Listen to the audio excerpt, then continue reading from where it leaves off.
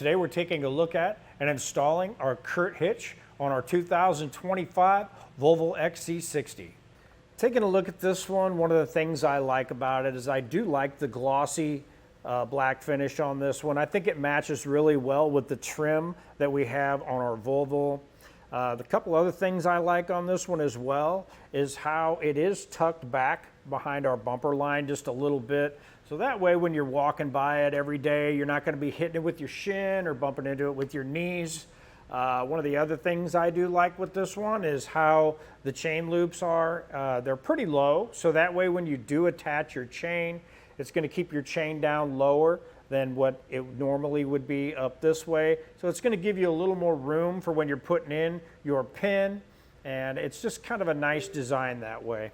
One of the things we do get asked a lot is if the kick sensor works on these, and this one does indeed work.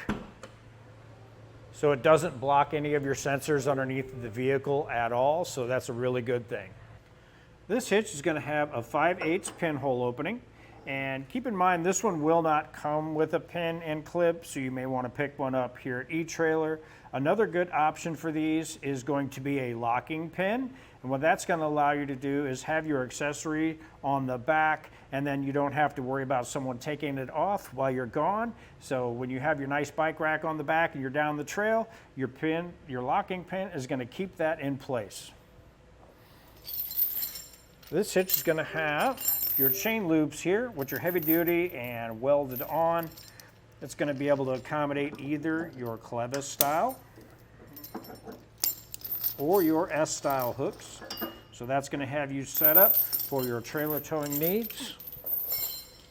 As far as our measurements go, from the center of the pinhole out to the edge of our bumper, we're looking at right at about 3 inches. And with that measurement, you'll be able to figure out that if any of your accessories that fold up and stow away will make any contact with the back of your vehicle. Now from the top of our receiver tube to the ground, we're looking at 14 inches. And with that measurement, you'll be able to decide if you want to have any rise in the shank of, say, your bike racks or your cargo carriers.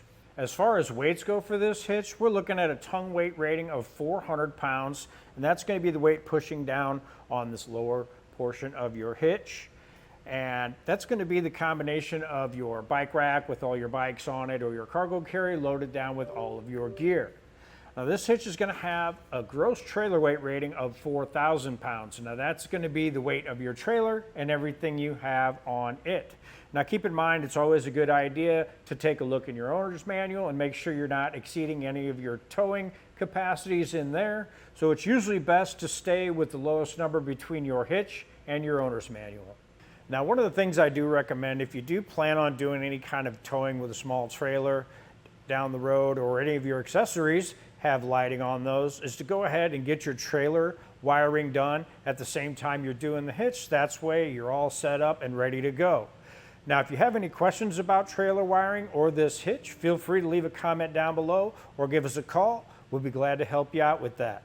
As far as installation goes, it is pretty straightforward to do, and it's really not too bad. It's something you can get done with you and a friend in your driveway pretty easily. But if it's something you don't have time to do yourself, you can always take a look at our dealer locator and get something done for you locally. If it's something you want to do yourself, stick around, watch our video, and we'll help you get it installed. To start our installation, we're going to be at the back of our Volvo, and first thing we want to do is open up our hatch.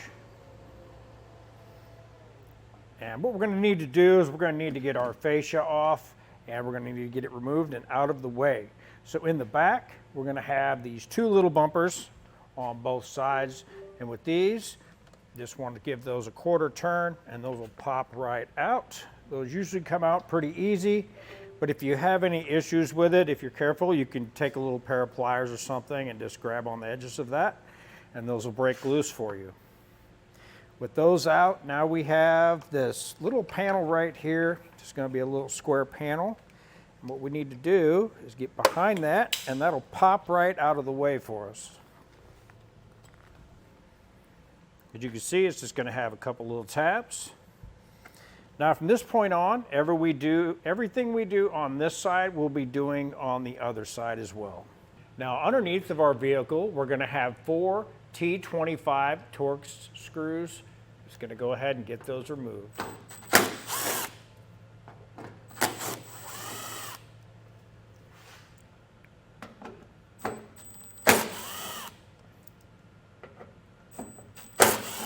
Now on the back side of our fascia, right here in our fender well, we're going to have some more star bit T25.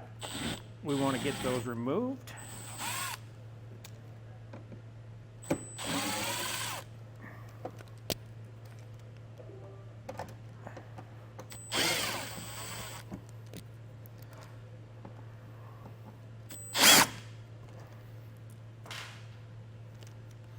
Now right here in this area, we're going to have this little plastic trim piece.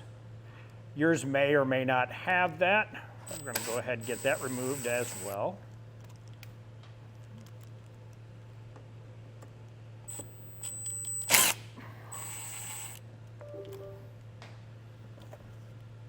Now once we get to this point, we need to pull back.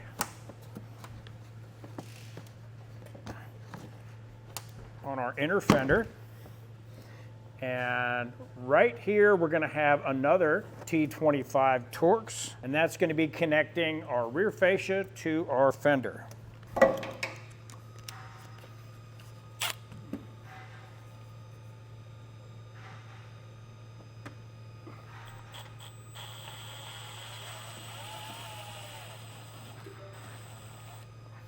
Now starting from the bottom side of our fascia, just kind of pull back on that and work our way up.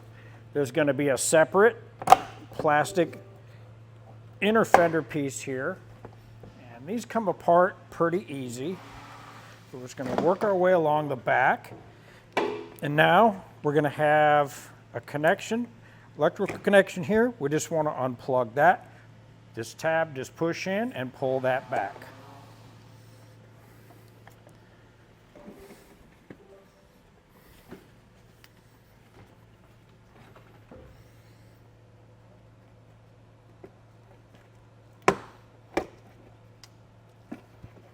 Now ours did have another like connector on the driver's side as well. Just going to do the same thing, push in on that clip. Now we can remove our fascia and set that aside. Now that we have our fascia out of the way, we can get our bumper beam removed, and we're going to have 3 15mm nuts on each side.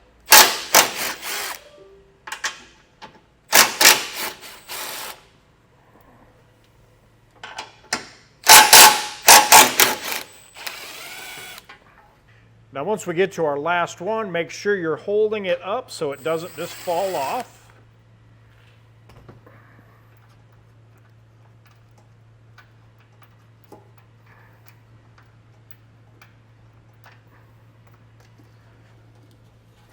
Now I can lift our bumper beam out of the way and just set it aside.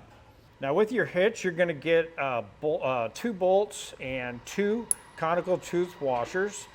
And if your bumper beam has a hole in it where this weld nut would be, and maybe your model may have the bolt that came out with it, this is the hardware you're going to use.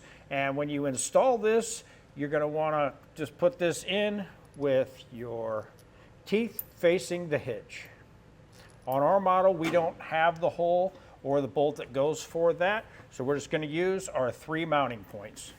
Now, one of the things I like to do before I get my hitch in place is I'll take a little bit of silicone and just go around this opening. What that's going to do, that's going to keep moisture and dust from getting up in here. Now we can get our hitch put up in place. Just want to line it up with our bolts.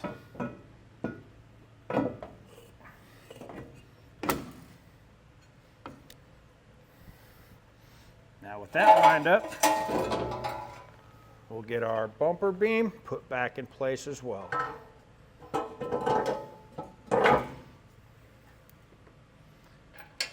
And we're going to take our factory nuts that we removed and just get those started in place.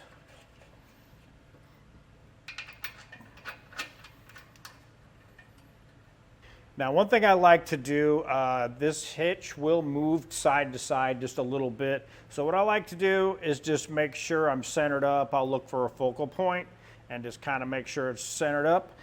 After that's good, I'll come back through and snug down our hardware.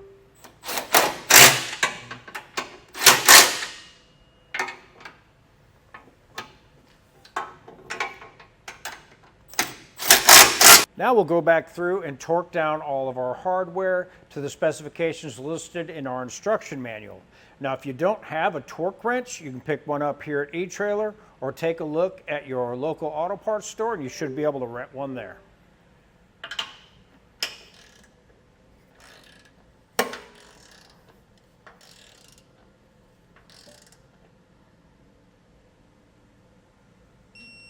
One thing I did notice when we got our hitch put in place and we got everything tightened down, it did want to push this tin heat shielding back a little bit. So all I did is just bend it into shape, and what it actually did when I did that, it actually tore right where I needed it to. This is really thin, so you can bend this around and kind of do whatever with it you want, but I just wanted to point that out. It's really easy to do. You just want to make sure that you're able to line up your holes, because next step is going to be getting the fascia put back in place.